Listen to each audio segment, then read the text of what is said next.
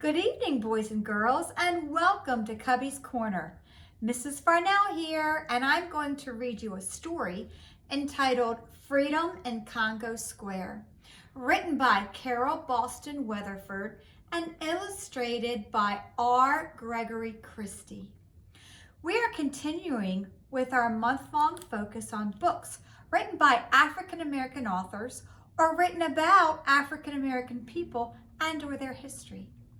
This book is written about slavery in the South, New Orleans, Louisiana, as a matter of fact, and a place where African slaves could go once a week on Sundays, work free, a day where they could worship or gather for music, song, and dance.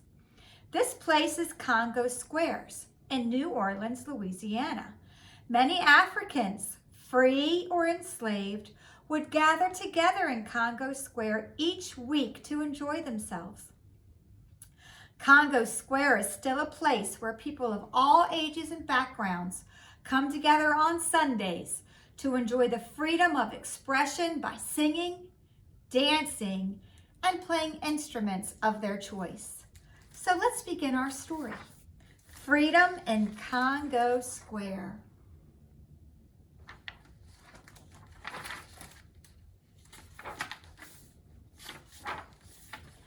Mondays, there were hogs to slop, mules to train, and logs to chop. Slavery was no ways fair. 6 more days to Congo Square. Tuesdays, there were cows to feed, fields to plow, and rows to seed. A moment without work was rare. 5 more days to Congo Square. Wednesdays, there were beds to make, silver to shine, and bread to bake. The dreaded lash, too much to bear. 4 more days to Congo Square. Thursdays, there were clothes to clean and floors to scrub and babes to wean. Spirituals rose from the despair. 3 more days to Congo Square. Boys and girls, spirituals were like song or poems or stories.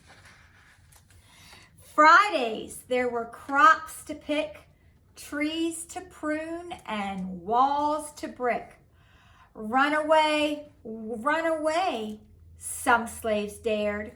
2 more days to Congo Square.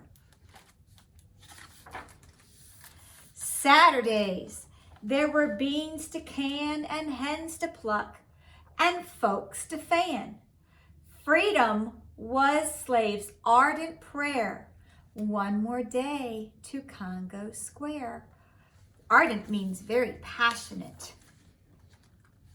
Week in and week out, from sun to sun, always more chores to be done.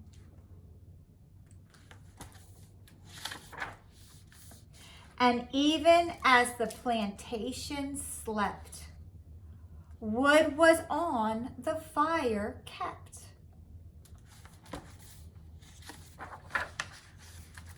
But Sunday was a day of rest, when Master charmed the weekend guests.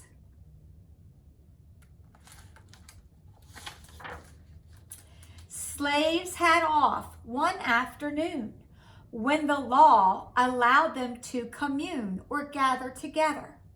They flocked to New Orleans, Congo Square. Sundays, slaves and free met there.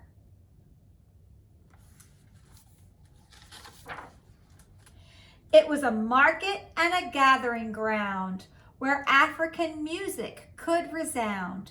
Beneath the sun in the open air, the crowd abuzz with news to share.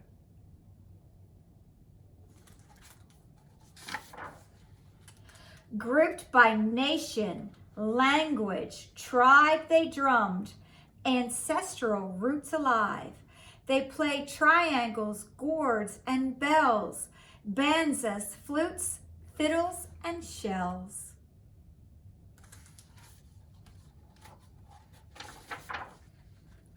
Women in gauze, silk, and percale, which is like a fine woven cotton. Men in fringe and furry tails shook tambourines and shouted chants as rhythm fueled a spirited dance.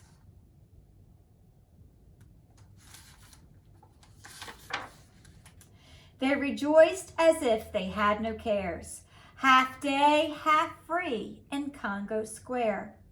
This piece of earth was a world apart.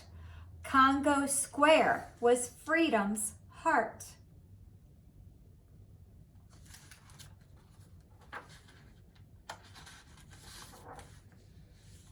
The end.